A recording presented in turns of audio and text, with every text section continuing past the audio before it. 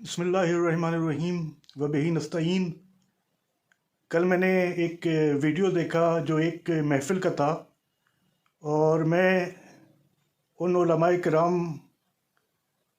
की हिम्मत और उनकी दिलेरी की इंतहाई दाद देता हूँ। अगर यहाँ पे होते वो, तो मैं उनके हाथ चूमता एहतराम की वजह से और उनकी हक़ बयानी की वजह से, कि जब उन्होंने देखा कि एक शायर ने कुछ शिरकिया कलाम पढ़ा तो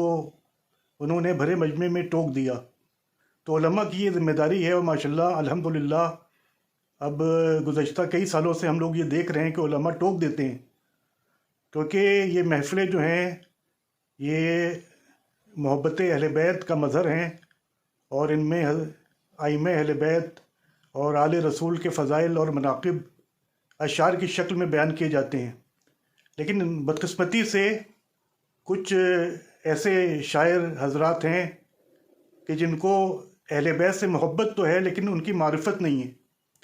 इसीलिए वो ऐसे अशार पढ़ते हैं कि जिनमें शिर्क की आमेज़िश होती है, और वो ये जानते हुए भी कि कुरान मजीद ने साफ़ तौर पर ऐलान किया है कि हम हर गुनाह को माफ़ कर सकते हैं, लेकिन खुदा न खास्ता अगर कोई शिर्क करेगा तो वो माफ़ नहीं किया जाएगा। इन्नल्लाह ला यग़फ़िरु अन युश्रका बिही व यग़फ़िरु मा दूना ज़ालिका लिमन यशाअ। हर गुनाह को माफ़ कर देंगे, लेकिन अगर कोई मुशरिक इस दुनिया से गया तो वो ऐसा गुनाह है कि जो हरगिज़ माफ़ नहीं किया जाएगा। और जिन अहले बैत और आइम्मा ताहिरीन के नाम पर ये महफ़िलें मुनक़्क़िद की जाती हैं, उनके खुतबात को अगर देखा जाए, चाहे वो नहजुल बलागा हो, चाहे वो सहीफ़े कामिला हो, चाहे वो इमाम हुसैन अलैहिस्सलाम की दुआएं हों, चाहे वो इमाम जाफ़र सादिक़ अलैहिस्सलाम और इमाम मोहम्मद बाक़िर अलैहिस्सलाम की दुआएं हों, और उनके खुतबे हों और उनके इरशादात हों, तो इस कदर वाज़े तौर पर शिर्क की मुखालिफत की गई है कि जिसको बयान नहीं किया जा सकता। इसीलिए नहजुल बलागा के बारे में कहा जाता है कि अगर नहजुल बलागा ना होती तो दुनिया को तौहीद की सही मारिफत ना होती, और अगर सहीफ़े कामिला की दुआएं ना होती तो लोगों को मालूम ना होता कि अल्लाह की बारगाह में दुआ और मुनाजात किस तरीक़े से की जाती है।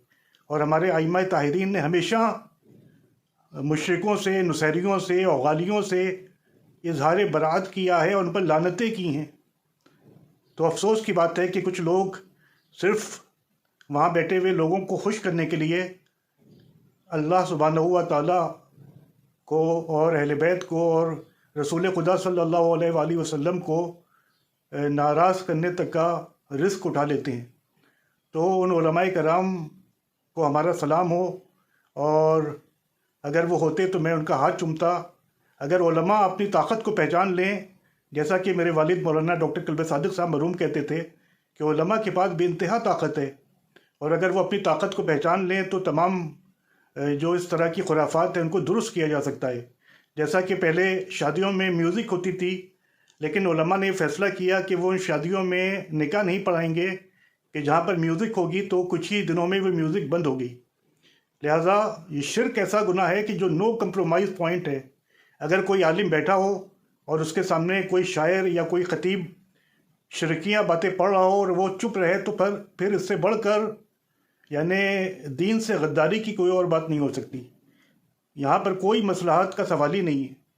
हमको प्यार से और मोहब्बत से टोकना चाहिए है, और अगर वो लोग अपने अक़ायद से वाकिफ़ नहीं हैं तो उनको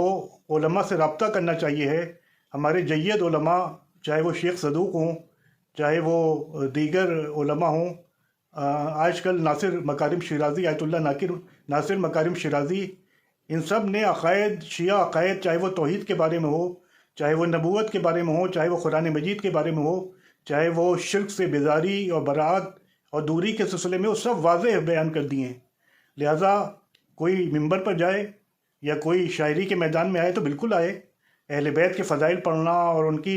शान में अशार पढ़ना बेइंतहा अजर और सवाब का काम है।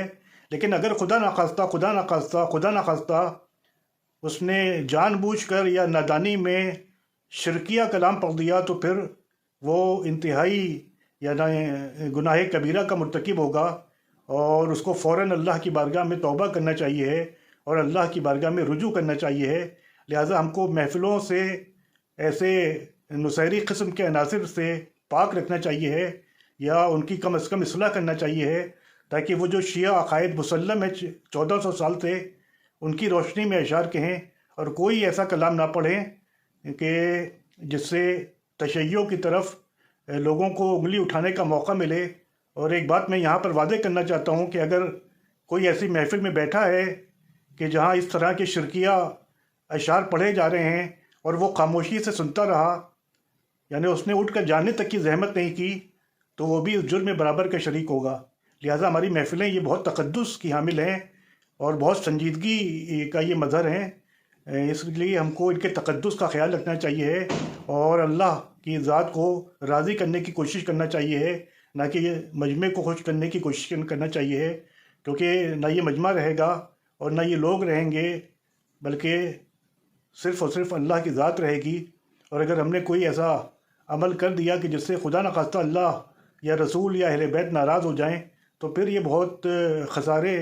کی بات ہے اور خدا نخواستہ ہم کو اس کی قیمت نہ چکانا پڑے۔ لہٰذا ہم اللہ کی بارگاہ میں دعا کرتے ہیں